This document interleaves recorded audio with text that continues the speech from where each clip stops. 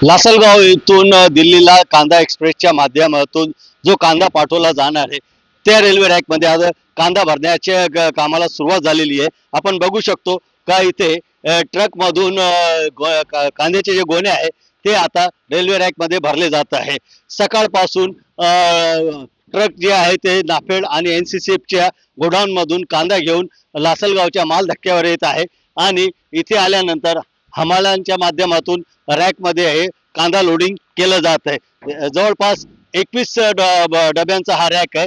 त्याच्यात 840 टन कांदा जो आहे तो दिल्लीकडे रवाना केला जाणार आहे आणि 110 ट्रक जे आहे ते त्यांच्या माध्यमातून या रॅकमध्ये कांदा भरला जाणार आहे।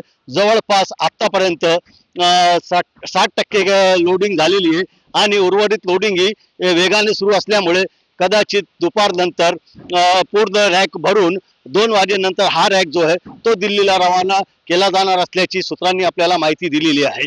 एकूणच जो कांद्याच्या भावात वाढ झालेली आहे त्याला ब्रेक लावण्यासाठी केंद्र सरकारने ग्राहकांना दिलासा देण्यासाठी लासलगाव येथून कांदा एक्सप्रेस दिल्लीकडे पाठवण्याचा निर्णय घेतलेला आहे आणि आता ही रेल्वे रॅक जी आहे ती सज्ज झालेली आहे आणि दुपार 2 वाजेनंतर ही रॅक दिल्लीकडे रवाना होणार असल्याची माहिती आपल्याला मिळालेली आहे।